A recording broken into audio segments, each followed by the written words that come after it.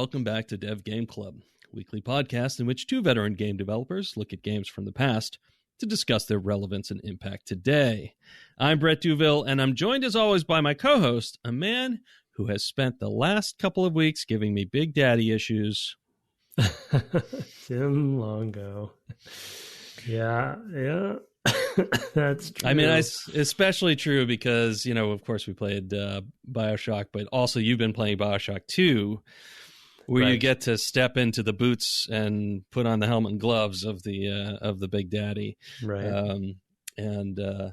I'm curious. I did not have time. I had wanted to try to get in and play the first couple of hours of that, and I did play it fairly recently in the last 5 years, so I was like, well, I can probably remember some of it. But I was curious to your thoughts, you know, and then with BioShock Infinite, I also can revisit Rapture because that goes some places in the DLC especially. So let's. Oh right, did you play that as well? Or I did not quite finish it, but I did play the first DLC, Burial at Sea, where you go back, and then started and got a fair bit into the second one. I don't know how long the second one is. It's some wild stuff, and we can talk a little bit about that. Wait, is Elizabeth a grown-up little sister? No, that's a good thought. Well, I don't know where it goes. If she's a grown, she's definitely not a grown-up little sister. I have wondered if she grows to be a big sister by the end of it. Oh, interesting. Okay. Yeah. So I'm just starting to see some of that stuff. So yeah. So for those who we're doing a bonus episode, which I think we mentioned last time, where we're just gonna talk about both of us playing follow-ups to BioShock 1, me being BioShock 2, you being BioShock Infinite, and kind of just compare notes. And I have never played BioShock Infinite, so thus I'm asking these questions. So maybe I'll get to it, but I am enjoying BioShock 2. Yeah. So interesting. Yeah. So you kind of, you do get a little bit of Rapture in there. Yeah. I mean, I think that there's also this sense that they know that that is a thing, right? That a place that they really wanted to revisit, and the team in Boston hadn't done so, right? It had been the team out in Marin. Yeah. So I feel like there's that is part of the reason why they did it. Two, there is some sort of, towards the end of BioShock Infinite, there's some things that Elizabeth says that sort of, you remember we were talking about, like, what are the elements that make it BioShock if you put it on the moon or whatever, you know, is it the rich guy and the, you know, whatever. And it's funny because she, at the end of the game, is talking about how there's always a tower and a door and a key, which is funny because it's just, you know, having us just ask, like, what are the things that have to be there? She doesn't bring up, you know, big daddies or the equivalent, you know, handymen that are the things that are, or the big robot things. I forget what the robot patriots or whatever they're called. You know, so it's interesting what she says anyway is what it's about. So it's also interesting what he's trying to do with the narrative. I don't think it's nearly as successful as BioShock is, or at least as BioShock is up until the Andrew Ryan thing. But he does lace through a lot of what's going on, and it is the sort of story that I tend to really like, which is to say, a story that circles back on itself in a meta kind of way. I'm trying to be vague. But it definitely, like, literally one of the first thing I think you hear when you go to Columbia in the sky is, will the circle be unbroken? A hymn, right, from, you know, an old spiritual that's being sung in, like, this chorus. And the story itself is a circle, and it's asking whether that circle will be unbroken, and whether that's also the circle of violence, you know, and the circle of sort of, you know, failure on the part of parental figures or something. You know, there's a lot of different circles, and Elizabeth seems to be the one who can break these circles in some ways. There's some of the great moments in the story involve her breaking cycles. Whether it is a cycle of violence, even though she does that with violence herself, she she breaks the cycle by not herself then being violent and vindictive later, when she has an opportunity to, and she's forgiving and takes a lot onto herself at a point, when she's confronting someone from her past that she has bad feelings about. Again, I'm trying to be vague. Mm-hmm. And she tries, and that the success of that scene, the success of you being able to progress at that point, is because she breaks that cycle as well. So it's really interesting. And then, of course, she's tied into breaking the overall circle that is the game besides.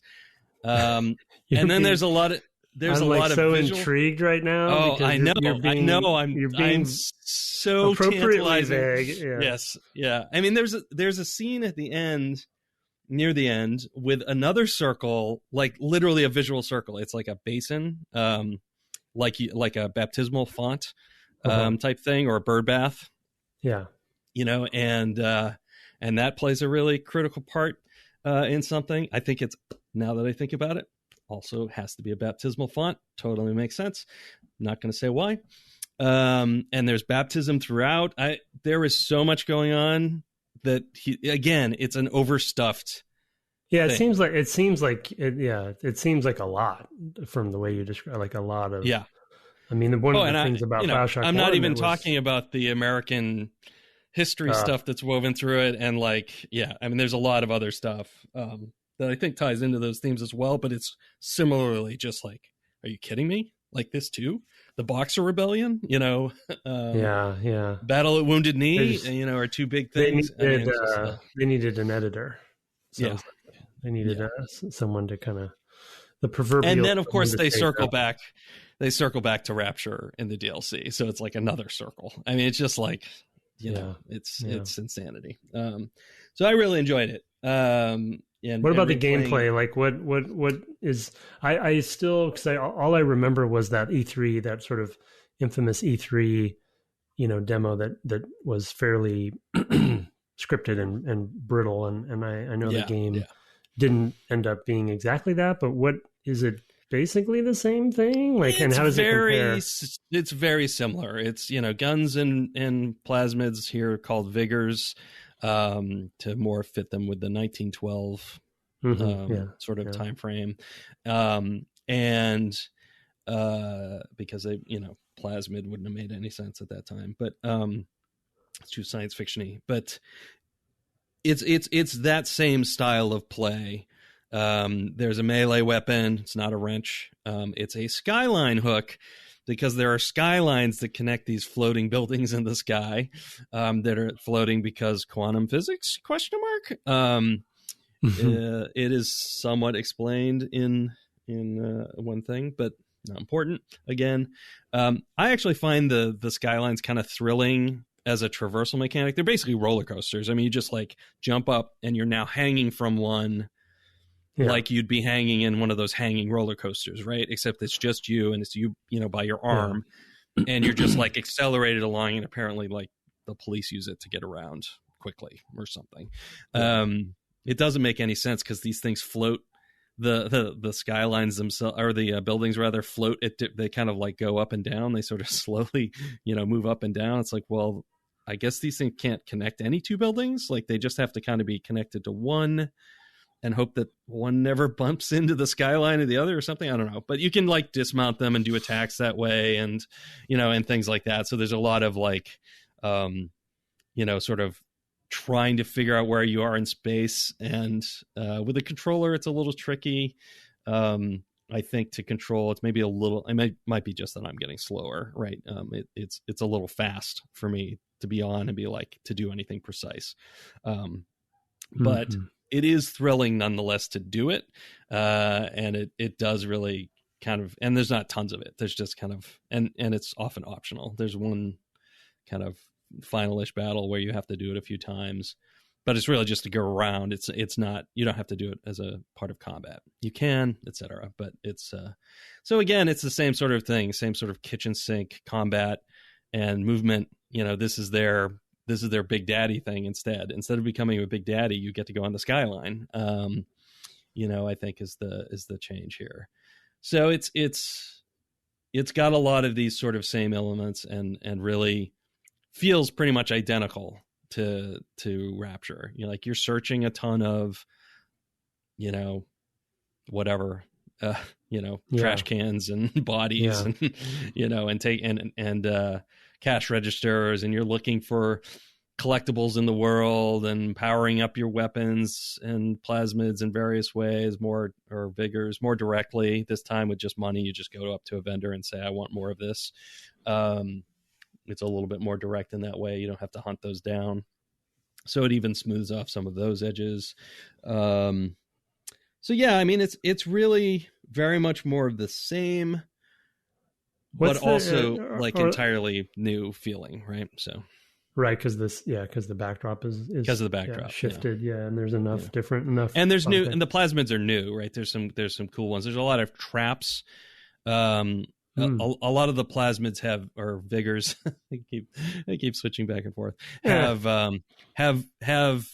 like the hold L2 is to set a trap with that plasmid. So it's like, you can charge it and then like basically drop it or throw it at a spot. And now there's a trap there that NPCs can run, combatants can run into and have whatever it is happen to them. Some of them will automatically create traps when they kill somebody. So you kill an NPC, a trap is at their body now of that thing. So there's one that is this raven feathers thing where you send this flock of ravens, sort of like the bees, but it's much more effective. First of all, if you kill somebody while they're got the ravens on them, they then have a trap of ravens on them. And if anybody gets near it, those people get ravened. So there's like chain effects, and some of the vigors can be paired up. I think there's 8 different combinations of like ways you can do vigors that are like funny or different. It's like, I don't know if there's one. I can imagine like you freeze a guy and then you hit him with the ravens, and they'll shatter him, for example, instead of you having to go and try to do it with melee. So there are like also combinations of things that are interesting. A lot of them are familiar. There's a shock one, et cetera. But there's one that's for possession, which is sort of like Enrage. Works really well on the machines. Yeah, I mean it's a lot of the same stuff. What about the enemies? What's the context for the threat?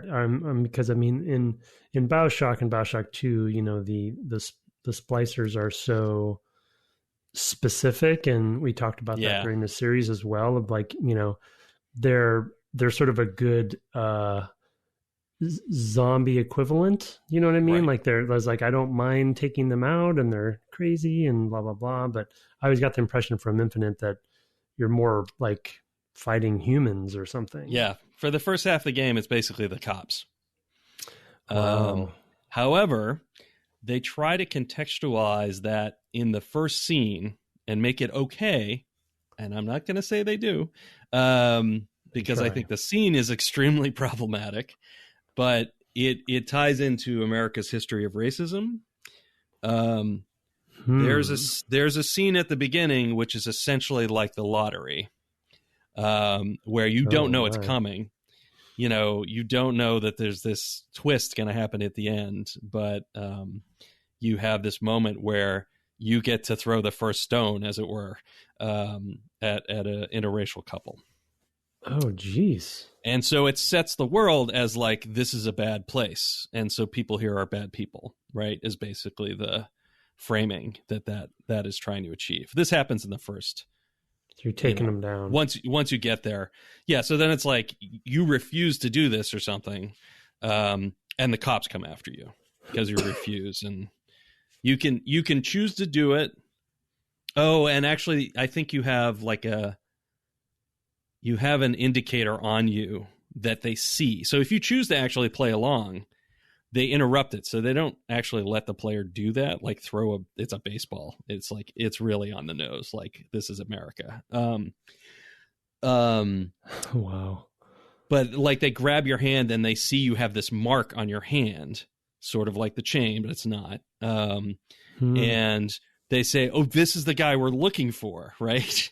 And, and then things happen. Or you can throw it at the announcer who was like, orchestrating this whole thing, like, hey, you get to throw the first, you have the opportunity to do that, in which case they basically come after you because you went to do that. Maybe I can't remember.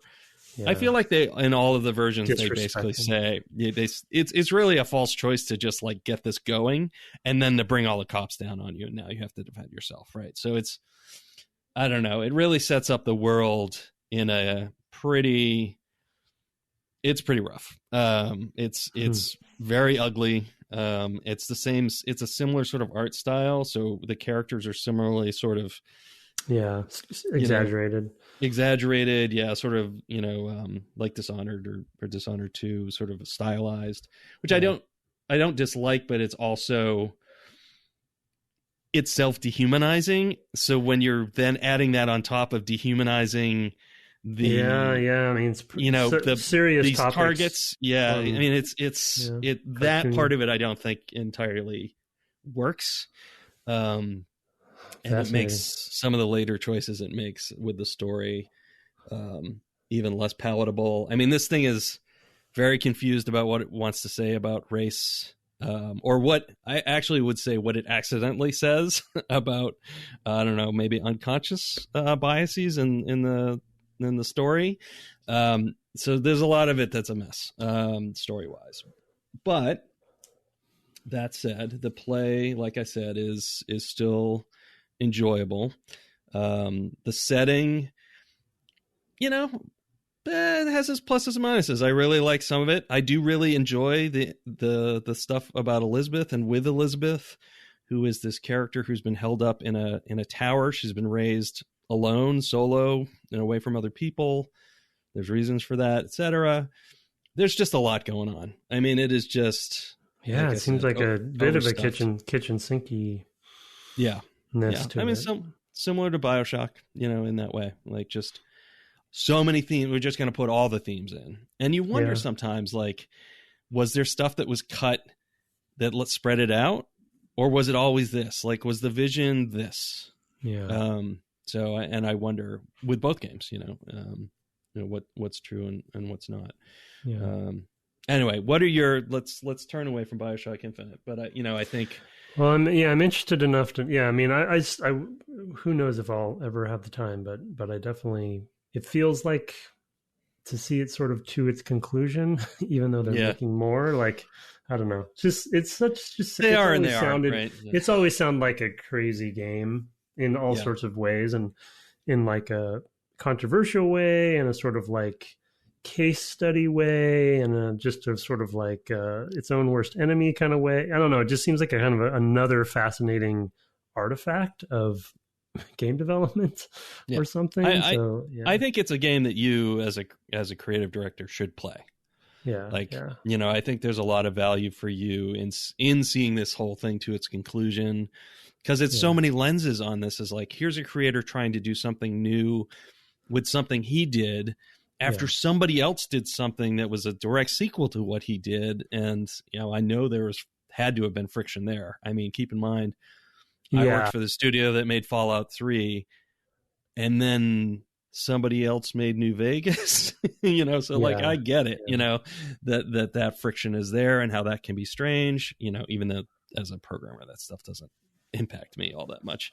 I think there's a lot of value, and play it on easy, zing through the combat, like don't sweat that part of it. Cause that is, I think, not a ton to be learned there, honestly, compared to the original BioShock. Some slight refinements, still fun. Like, having just played BioShock, I was straight into it. Everything made sense. Like, I didn't have to learn anything.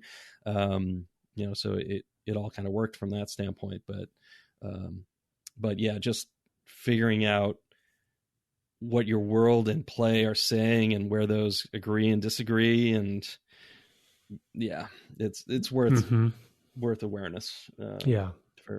For people in your position. I actually worked with one of the writers / narrative designers on Infinite, and in the past, and it does sound like there was obvious tension there. I think some of the tension even was made I think Ken Levine has talked about it at some point, right? Yeah. As far as 2 goes. But yeah, speaking of which, yes, let's turn to 2. Yeah, 2. I mean, 2. So the funny thing is like, we finished 1, and kind of enough of it came back to me as I was playing, where I was like, it was nostalgic, and I'm glad we played it, but it wasn't like completely, new surprises or anything. And so I feel like when I finished, I kind of felt like I felt wanting, I wanted more of it. And so I was like, well, there's 2, so let's just jump in and just, go back to Rapture or whatever. And I guess I just didn't anticipate how literally it was going to be going back to Rapture, and like, yeah, and how like it is a 2. It is a big old 2 on that. Like, it is BioShock 2. Yes. And this isn't meant to be a negative comment, but it does feel like a sort of expansion pack plus, or plus, like it is very, I can see the development cycle. I can see 2K saying, let's reuse as much as we can. Let's get stuff in there. Let's use the same engine. Let's use all the same stuff, and new story, new levels, new enemy, few new enemies maybe, but obviously, ironically, not that many new ones so far, at least. Yeah. Yeah.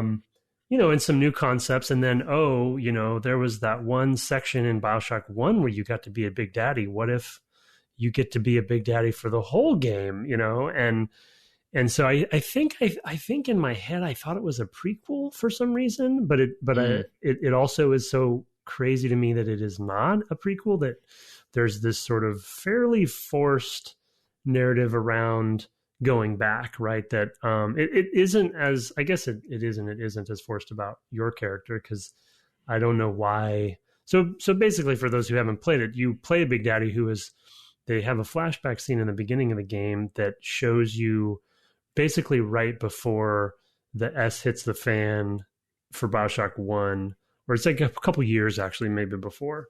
And so you kind of see the party, you see people happy, and then you're a Big Daddy who is like supposed to be the worker or whatever, and you kind of go ballistic, and they take you out. But you wake up 10 years later, I think. So I think I looked it up. I think it's 10. Yeah, it's 10 years later. So BioShock 1 had happened like maybe 8 years. Yeah, I think that's right. Yeah. Before BioShock 2. And so I haven't obviously finished, so I don't know what the mystery is behind why you woke up. But there was this, then they kind of established that there's one little sister that you were associated with back in that flashback and is connected to you, and she's taken away. And they introduced this new character, Lamb, which is the Ryan equivalent, and she's a psychiatrist. And so, they're throwing these, I think they've done a relatively good job at making creating reasons for you to go back. But then it's like Tannenbaum shows up, and it's like she's come back to, because Lamb has been starting, the little sister program up again, and Tannenbaum won't have any of that. So she kind of comes back 10 years later and is there like trying to fight the good fight again. And it's sort of like forced, right? Because it's like, why would Tannenbaum? And it's like, yeah. So it's, and there's even like pedestrians coming to Rapture to look for their daughter and stuff. There's one of the subplots. And so it's all a little forced, right? It feels like a bit of we need a sequel. Let's put this stuff together. All that being said, as far as the content, if I take the sort of business context out of it, I think the team did a good job at making a very direct sequel to BioShock 1. So yes, fantasy fulfillment, check. Like, I definitely wanted to play more as a Big Daddy, and it's like, this is great. Like, I'm having a great time. 2, they ironed out some of the kinks that the first game had in a very good iterative way, and it's very weird to play the first one and then immediately play the second one, because you can so starkly see what they decided to change. So as an example, one of the obvious ones that I heard about at the time and remember is, you have plasmid and guns are active at the same time. You're just pulling triggers, right? And so you don't have to swap. And that's a really nice change because I can, right. True of BioShock Infinite as well. Yeah. Yeah, right. I would hope that they would keep that and not go backwards. But yeah, so you're not swapping between the two. You have, you can left trigger plasmid, right trigger gun, combo that stuff up. So that's a lot more fluid. And then, for smaller things, like they changed the hacking mechanic into this sort of meter thing that you're just timing. It's a golf swing meter essentially. And there's a classic different classic. Yeah. different degrees of success there. And so, at the end of the day, I'm glad they did stuff like that because it's sort of quality of life stuff, because while Pipeworks is fine, it's time consuming. It disincentivizes me to do it because it takes so long. Because it takes so long, and it's like, it's a little finicky. It's very clever. Like we talked about that in this previous episodes. It's definitely a clever use. But I, it's just like when you're doing it. So if like I do in these games, I tend to hack a lot in these sorts of games, and so I do it a lot. So it just got old. This is just a quicker. Oh, and the remote hack, the gun that shoots hacking. So they they have some new puzzles they can do, right? Where you and an ammunition essentially. So those. And then the last one I wanted to mention was the way they deal with the little sisters, where you obviously are Big Daddy now, and they kind of force this concept of like you can be a surrogate to any little sister. And I've only started doing some of this stuff where I am. But you can have them come, you can basically protect them, and the way you get Adam in the game is they even have, sort of the pathfinding hint system that shows you where the bodies are, and you're basically getting her to the body, and she takes the Adam out and I think gives it to you or something, or anyway, I don't remember how you get it, but so they kind of, they found an interesting equivalency to harvesting or saving the little sisters from the first one. It's like you're helping these little sisters go and get their Adam, and thus you get Adam, I guess. So it's sort of, it stays within the fiction and stuff. And so I'm only probably a few hours in. The other thing that I've appreciated about it, albeit the story is, sort of like thin, but just enough to justify you being there. And I'm sure obviously more mysteries will come, and they'll probably try to do some reversal because it's part of the formula or something. I wouldn't be surprised. But the thing that I do like, though, like I said at the top, is returning to Rapture, playing more BioShock in a very literal way, and kind of getting more about the world. Like for instance, I'm in the theme park area right now, and they did a great job at like fleshing out, what are the places you'd want to go if you did go back that you didn't get to go to in BioShock 1, and so there's this very much like Hall of Presidents, Disneyland kind of feel to the ride, and you're running around on the tracks of the ride, and you're seeing the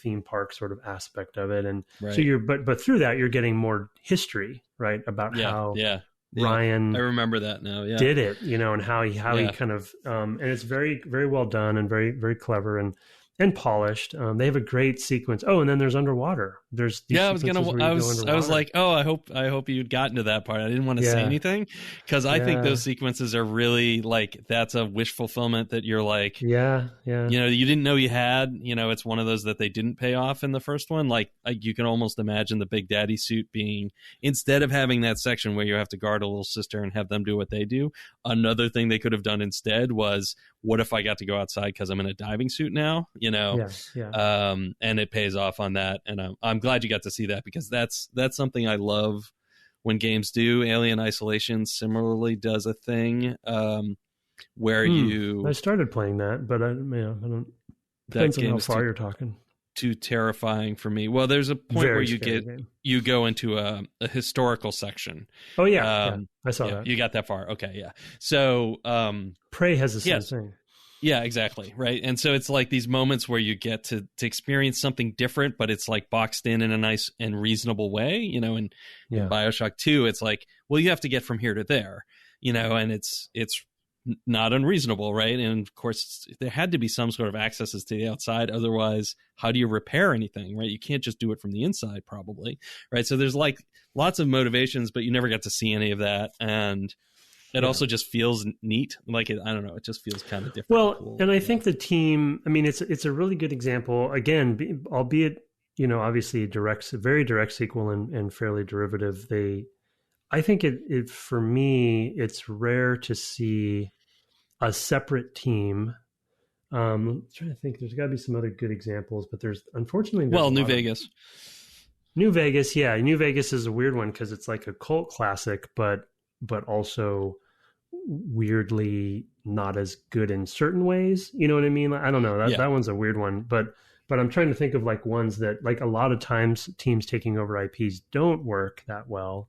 I would probably put Halo 4 on that example. I wasn't on Halo 4, but I came after. But I think that team, did a relatively good job of doing something very difficult. But anyway, my point being, with BioShock 2, I feel like even though it was a separate team, and who knows how much, if any, interaction Irrational had with them, they did get the franchise. They knew what players would want. They mined the depths of the world. Like even the radio logs, I think, are quite good, and they leverage the concept of the radio logs being sort of time capsules. And so I'm getting radio logs that are Ryan before BioShock 1, before radio logs I got in BioShock 1 of his, right. So it's like it goes further back. So you like really like him and Diana and like on vacation, at the hotel and stuff like that. And it's like, these are these little tidbits that just because I finished BioShock 1 recently, I kind of really appreciated. And so the team really knew what they should do. The concept, obviously I haven't uncovered what the deal is with the Big Sisters, but that's like a neat concept. But the first moment when basically there's that room where the Big Sister cracks the window, right, and the water rushes in, which was very well done, very well executed. And you're standing there and you're like, oh my, and you see a wave of water coming and now you're underwater. And then they have that great moment where you're right, at the end of that sequence where you get to the outside of a hallway and you get to look inside to see another Big Daddy and little sister, inside the corridor while you're outside in the water, in the ocean. It's just, and they have actually even good foreshadowing because they have a scripted moment early in the game where you see actually, no, it's in the flashback, I think, where you see a Big Daddy riveting a leak outside. Yep. So they kind of even foreshadow the concept of like, do that. Oh yeah, you're one of those. What would it be like to go out there and do your own riveting? So yeah, I mean, so far I'm really enjoying it, and I think I haven't met any new plasmids or anything, so I assume there'll be some new ones. The concept of having the drill, as an arm instead of a wrench, it's like hilarious and fun. I guess everything has that's another thing, is everything has a melee attack. I was going to say, I wish there was a melee attack that didn't require a resource like fuel, but you can hit everything with every gun. But anyway, yeah, it's a very refined sequel of a team who didn't played it safe in some areas, but didn't necessarily rest on their laurels either. So I give them kudos for a pretty difficult proposition to do it. It's hard to know, like, how much is this ours? Like, that was one of the things we talked about with Darren, if you remember, when we talked about Dark Forces and like them not wanting to touch Luke Skywalker, because that's George's story to tell, right? And that's something you always have when you're looking at somebody else's IP. We've both, of course, worked with Star Wars, and you've worked with other IPs that were started by other people, right? So that's always a real tough thing for another team to do, right? I saw it from at least how people responded inside of Bethesda to Fallout New Vegas, which was not a decision that was made by the team to have somebody else do it. I'm sure you could guess. Mm-hmm. That was very, very motivated in very much the same way. It's like, hey, we built this engine, and here are some people who worked on that stuff before. They actually made, I think, a more niche Fallout 3, and that's why the people love it so much, because it's more crunchy, right? It's more, right. Got those things that kind of tie it closer to the originals, in some ways, in as much as you can with a 3D game. So it is a really, and the same thing there was like, we didn't want to get in their way, like, and we kind of, with the Elder Scrolls, it was a little bit similar in that, like, we don't want to tell the MMO people what to do, because when it comes from us, at Bethesda, when I was there, it means a lot if we say anything, and we don't want to just make some offhand comment and have that like upend something they have planned, right? It's like, no, you have to, like, we can't get involved, like, because this has to be yours, and so it's a really tricky thing, having been on that side of it, a couple times, really, just not directly, right? This is all just kind of secondhand, but it's just like, knowing that those were the needles people were trying to thread, is really interesting in that. So, well, and as Elizabeth and as Booker DeWitt, I've had a chance to go back to Rapture in the DLC for BioShock Infinite. Oh, yeah. Before the fall. Oh, that's when it takes place. Well, and I know there's a good DLC. It takes place based in 58 or whatever, something BioShock like that. 2 as well, right? Yes. The Minerva's Den, which I would hope to play. Because I've always heard good things about that. But I assume that. Yeah, and that happens sort of. Well, actually, now I'm not sure. I feel like that might happen. No, I don't know. Never mind. I'm not even going to say, because I honestly can't remember when it happens, and I don't want to say something totally out of whack. Okay. I recall one thing, but I'm immediately second guessing myself. So I have no idea. So you're going back to 58. So are like the humans there, like regular? You meet Sandra Cohen. He's having a party at his club. Oh, interesting. Which plays a big story, beat.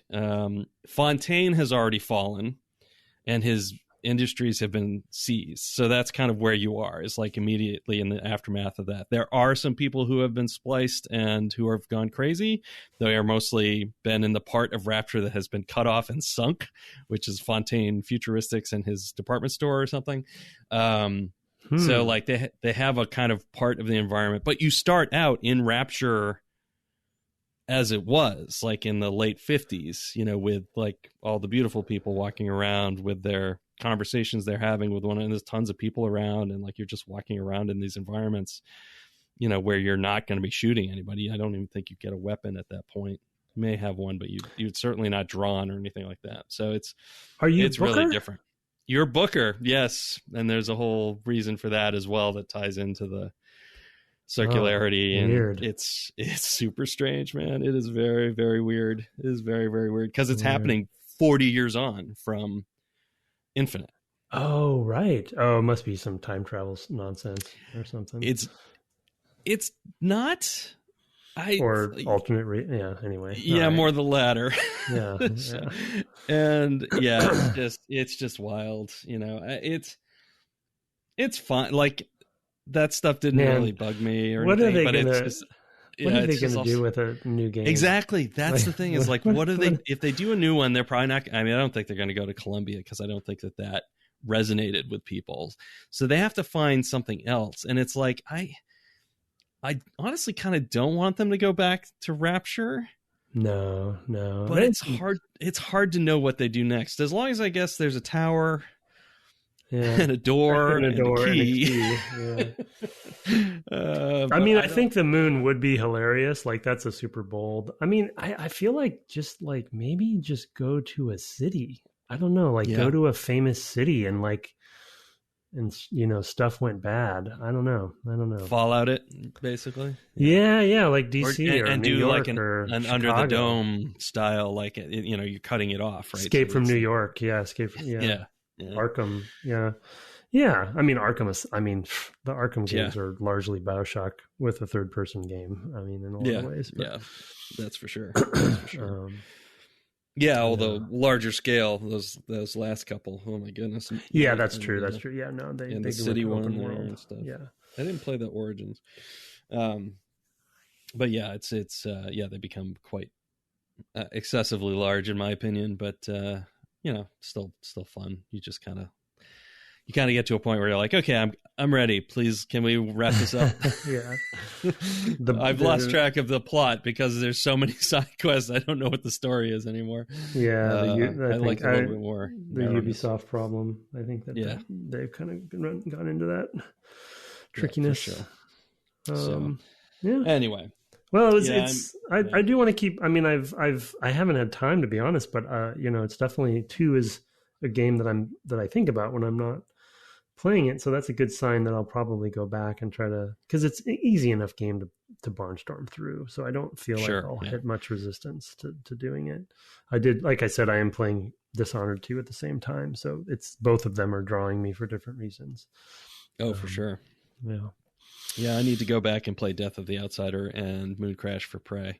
So like I still have like, arcane stuff that I'm like, oh, I need to play. And of course Deathloop, which just came out, whatever, in the BioShock window, as it were. Yeah. I want to play BioShock slot. I think the BioShock slot is what you said. I think that's why I went back to finally play Dishonored, because I wanted to play that before I played Deathloop. Just, I don't know, from a lineage perspective, because I've already played Prey. I also want to replay Prey from it and play completely dark version, but especially because of the ending. So, yep. Yes, I know. Wow. I heard somebody describe that as the worst ending ever. I'm like, I don't think I agree. So, I mean, I can see where someone would come to that conclusion, but I don't agree. Yeah, I don't know. Yeah. No, I do too. It's like, no, that's the thing. That's what I want. So, for an ending, I was like, yeah. I mean, endings are hard anyway, but like, I was good with it. So. They went for it. Yeah. I think that's fine. All right, let's actually finally turn to feedback. We said this was going to be somewhat of a mailbag episode. So we're going to do a review and probably a couple of emails. We're probably not going to do as many as I had scheduled because we just ended up spending a lot of time on the BioShock sequels. But we'll get to a few, and then we'll just get to the rest of them as we go on. Should I announce our next game? Yeah. There's a tiny I mean, I have 2 feelers out for guests. There's a chance we might still have some guests. We had some specific guests we wanted to reach out to. But I think if we do have them come on, it'll be out of order, and that'll be fine. We've done that before, and I'm guessing it won't happen by next week. So yeah, you should go ahead and announce what I'm dreading to some degree. So we are turning now. It's October. And because it's October, we normally try to fit a horror game in. We're starting it a little late, as it turns out. So we'll be playing it well into November, probably be finishing up just in time for Thanksgiving.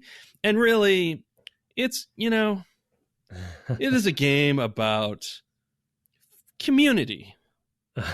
In fact, small communities, really. Small communities in, I guess, rural Spain, I think. We are talking, of course, about Resident Evil 4. We have played a Resident Evil game, and Resident Evil 4 is such a departure from that formula to make it more of an action horror game to be worth visiting in its own right. Since we've moved the clock forward a little bit, I don't know. I can't remember exactly when it came out. I feel like it was 2005-ish. 4 or 5. Yeah, 4 or 5. Yeah, I feel like. I think it's right in that window. It was on the GameCube originally. I still have my GameCube copy. That's what I'll be playing. Probably on the Wii because it plays games a little bit better these days. 2005. Getting old. Yeah, I thought it was right in that area. It's been re-released a number of times. So if you're playing a more modern version, by all means. And on the PC, it's got a really posh re-release as well. It's probably how you'll play it. Tim. So yeah, I will let people know and let Tim know later in the week, where we're playing to, because I have no idea. It's been a while since I played it. I haven't played it since the year it came out. And I'm really looking forward to revisiting it with my GameCube controller in my hands, because still love that controller. So I believe my admission is that I don't think I ever finished it. I played quite a ways in, but I don't think I finished it. So I'm not positive on that, but I think I probably would have remembered. So that'll be also interesting for me. But yeah, mixed excitement. But I think it is a good. I think it is a good one to play because it's not. Not only is it a departure from Resident Evil 1, but it also carries a sort of lineage with it forward that we will probably talk about as far as what it did for games. It'll be thematically interesting to play it after BioShock because, of course, BioShock bringing forward shock, right? System shock. Oh yeah, in its own way. So, and I'm kind of curious to think about that because this is really kind of the era when things are like, okay, we just kicked a generation, or we're about to. We need to start getting more butts and seats, as it were, right? So I think that has an impact on the games. I think with Resident Evil as a series, they were just ready to try something different. They were still on the GameCube. They were not expecting the sales of, to be, crazy. Although of the games, only Resident Evil 1, I think, has had as much impact, even though 2 and 3 have recently had re-releases or remakes or whatever they are over the last few years. So looking forward to that. I may play one of those remakes. I forget. I picked up one of them in the last year. 2's supposed to be quite good. Yeah, I think it's 2 that I picked up, and so I may play that as well, just to have another horror game in my life this month. I've got a number of them that I haven't played, so it's like, I'm spoiled for choice. Anyway, I've not had tons of time. Again, my boss works me like a dog, so. And I don't want to give myself carpal tunnel problems, which is actually the reason why I don't play as much since I've been working full time again, because these are my money makers here. I can't have them out of commission. So let's turn now to reviews and email. We've got looks like about 15 minutes before we got to call it. I gave you a review, sir. We haven't had one of those. I guess it hasn't been that long. We had that one that was about touching recently. So why don't you go ahead and give me that? Review. Subject: reviews are weird, but I like this show. Yeah, I agree with this person. From Tantar, I guess I'm going with. This show provides a unique perspective to the gaming industry and how peers look at each other's work. Believe it or not, game devs like playing games, and the content is interesting and at a pace that highlights more intimate concepts and ideas.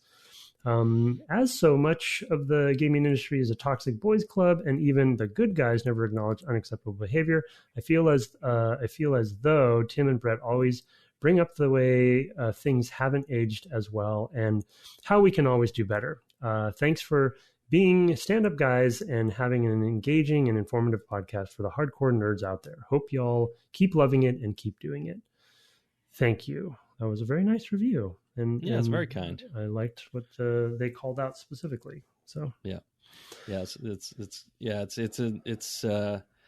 it's really important because we're hoary old devs who've been doing this for a while. It's important for us to be frank about the things that we're like, could have done that better, or the industry could have done that better because we were in it for a lot of the games that we talk about, and and our own thoughts obviously have been changed, over the last 20 whatever years, in terms of things that we've matured about, and what have you. So I think there's a lot of stuff that even back in the day we're like, I don't know about that. So PC Accelerator, anyone? But it's definitely it's something that it's important to be more welcoming as an industry than we historically have been. And that includes talking about, the things we've done wrong as an industry. So I totally agree. I think it's Cantuar, like Cactuar, which is a JRPG. I'm now remembering the Tantuar. Yeah. Okay. Tantuar. Yeah. Okay. Okay, I'm going to take the first email here. I took the long one, and even then I pared it down a little bit. So apologies to Drew, who sends this in. I had to cut it down a lot because there was so much, and we would not have been able to get to other emails. The subject is, this is just an example. This is the subject. I want to take the ears off, but I can't. I hop, and when I hop, I never get off the ground. It's my curse, my eternal curse. That's the subject. That's the subject, yes, and that's a reference to Sander Cohen has a poem in an audio log in BioShock that you can find in his in-fort frolic. Man, must have not found that one. Yeah, it's I think it's behind a like a vent or something, and those are easy to miss. So unless you don't like scour the map or whatever, because they are on the maps. But anyway. Hi again, Brett and Tim. And again, apologies, Drew. I did have to cut this down quite a bit just to fit. So I did it. I dragged myself out of the capital wasteland, got on a plane, experienced history's most accurate crash, miraculously survived same, and submerged into Rapture to play along with the DGC series for the first time. Even having played it multiple times in the past, I do still very much enjoy returning, and much of that has to do with the aesthetic. The Art Deco architecture with steampunk/diesel punk trappings is such a strong style and sets BioShock apart from so many other shooters. And that opening bathysphere ride is magnificent. Ken Levine talks in one of the Golden Film Reels about choosing an isolated setting first due to technical/budgetary limitations, and then fitting a story around it that explained it later. And that restriction, as so often in art, worked exceedingly well. Few games have such a sense of place. As has often been observed, creativity thrives on constraint. It wasn't impossible to build Rapture at the bottom of the sea. It was impossible to build it anywhere else. I just we should pause there. And that is a really interesting thing that I think I've watched those videos in the past and did not remember that, but it is great that they were like, we have to isolate it somehow because we can't do a city like Tim is proposing for for BioShock 4-ish. Who knows what they'll call that, but an interesting constraint to put on themselves. It's a spaceship, really, kind of. It's just in the water, right? I mean, it's like System Shock. Yeah. Thankfully, we didn't go into the body of the many. No. Tim said it was quote unquote cheesy to describe the setting as a character, but it absolutely isn't, and it's absolutely the correct way to describe it. Rapture is a character, and it's a huge part of what makes BioShock such a memorable game, much more so than many other games that mechanically or even story-wise are better. It's also what sets it apart so much from BioShock Infinite. Rapture feels like a living, breathing place. I do agree with that. It feels a lot cleaner than Infinite does in terms of how it feel alive. Like you have these floating buildings, and so how does that work exactly? How do people not fall off of these things all the time? Ultimately is really my concern, right? Yeah. And I never feel Specifically, when I was saying cheesy, I think I probably meant that it is an often used, descriptor. That the world is a character, it's that's said a lot. So it is true, though. In this case, it is one of the best examples of being true. Yeah. It's really like New York was a part of our relationship. Let's see here. The audio diaries tie into this, and it all gives the world of BioShock so much texture. A lot of games since have copied the audio diary log idea, but few, if any, have done it as well as BioShock.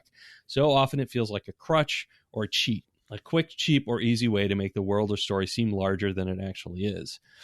I wish that I could remember how I felt when I first played it and discovered Atlas's true identity. I'm sure I never guessed, and this time through I was paying particular attention to his words. And I really don't think there are any clues in there the way there are in, say, The Prestige. The script for that film is very clever, as there are so many clues to duality that take on a double meaning knowing the twist, but that are entirely legitimate, common parts of everyday speech and relationships that mean nothing on first viewing. There's none of this here. He means in BioShock, but it's just a great voice performance and a blindsiding. I always enjoy my time in Rapture, despite everything about it being grotesque and wrong, and boy, is there a lot of that. From the corruption of youth of little girls sticking enormous needles into, then drinking the extract from corpses by means of bottles with nipples on top, like baby bottles, before cheerfully declaring, "My belly's full of angel's blood." And you put it all together like that. To serial killers covering their victims or occasionally just their heads in papier mache and posing them in artworks, to the quietly devastating scene of the corpses of 3 young girls on a sofa opposite those of their dead parents, a bottle of poison on the table between them. And all of this with an idea that much of this was normal, or at least had become so. I wonder, especially given the game's setting post-World War II, if there's any reference here to Hannah Arendt's idea of the banality of evil. That's also a big and interesting question. I'm sure Ken Levine has read that, to be sure. I've no questions this time, really, other than to wonder what you think about balancing difficulty for challenge versus power fantasy, especially for the end. By the time I reach the farmer's market, I'm usually taking down big daddies with the electric gel with ease, and always have way too many resources because must hack everything. And the fight with Fontaine is a joke, even on the hardest difficulty, though I'm not generally a fan of boss fights anyway, so maybe that's okay. By that point, the challenge is gone, and I'm only there for the story. I'm looking forward to the next episode to hear your further thoughts as you progress. This came in a few weeks ago. And in the meantime, I think I'll be trying to dig out my old No One Lives Forever discs, as I've had a hankering to return to it ever since you mentioned it. Time for Betty by DGC. Drew. Time for Betty by DGC. There you go. That's what you got to say. Yeah, what are your thoughts about balancing difficulty for challenge versus power fantasy, with the end? We may have talked about it a little bit. Yeah, and I think, to be honest, I think we've talked about it in general in lots of other cases too, and I think we both share a similar general concept of by that time, just let them kind of have it. Give them the win. And it's like they've earned it, especially if you're somebody who's a scourer or completionist, and you are like Drew said, hacking a lot and stuff. It's like, no, you earned it, like that. Good for you. Like we're just going to give you whatever you need. Just go and you're going to win this game, right? Right. So why would we stand in your way? Just be that. The one spin that I would put on it that I definitely think about more often these days is rather than a power fantasy versus difficulty, my preference these days is actually more how do I put it, like instead of difficulty, like power fantasy versus creativity, I guess. And it works well in immersive sims because by the end of the game, you tend to have a lot of options. You have a lot of powers and weapons. And so I think rather than like making it harder, keep the power fantasy high, but give them a lot of fun and creative things to do with all of your tools. And I think Prey is a good example of this as well for me, where you're just like, yeah, you feel powerful, but also, how are you going to be powerful? Not just, I'm just going to, use the same thing over and over again. And so kind of like mix it up. And I think they tried to do that a little bit in the game where they forced the sort of like random plasmid thing, which we talked about, where they said like, hey, there's all these other plasmids you could use. Aren't they cool? So that was a little heavy handed, but stuff like that, where it like challenges you to think differently about how to use your tools rather than just about blowing everything up. So anyway. Yeah, for sure. I feel that way actually about Sunset Overdrive, which is a game I've mentioned before, which is I mentioned because we've recently played Ratchet and Clank from Insomniac, and Sunset Overdrive is their one they did for the Xbox, or one of a couple they did for the Xbox 360, or one. Might have been the one actually. Maybe. I can't remember. Yeah, you're probably right. Yeah, it might have been that late. But anyway, it's an open worldish. It's like a city that's zombies and everything, and different clever twists on that. But it does has some of the DNA of Ratchet and Clank with lots of weapons, but also lots of environmental navigation that's kind of different from something like a first-person shooter. So you have like some real interesting choices to make. And I think actually that's sort of what they were going for with Infinite, with this Skyline thing, is that you can actually jump off the ground and get high, see the battlefield, and things like that, which I think are interesting and kind of cool to look at. Even if like I said, I think the story is a bit overmuch. But yeah, it's something I appreciate too. And Todd Howard, who, for whom I worked, is, his thing is always fun does not mean challenge, right? They're not the same thing. Yeah. Some people find challenge really, really fun, but I do also feel like, I've put in how many hours into your game? Like, I now just want to see the end. I've put in the work, as you say. So I want to see it. Anyway, so that's where I am on that. Yeah, it's almost like if there's a dial of like difficulty and tension, or I'll say friction to finish, the dial should be going down as you play. Like it can be high at the beginning, so you really feel like I'm leveling up, or I'm getting more powerful, and I'm learning the game, and I'm earning.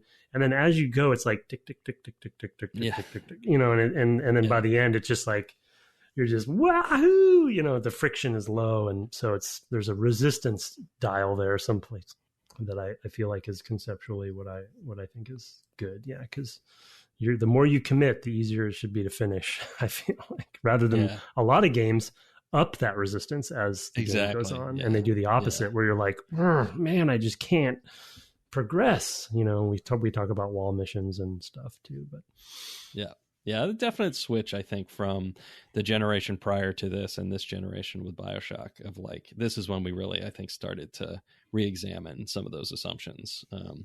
So for sure. Well, I think we kind of have a hard out. So I don't want to start another email, because I know the next one has a question in it. Now I feel bad, because like, oh my God, I thought we were going to do a mailbag. We've read one mail and one review. So there we go.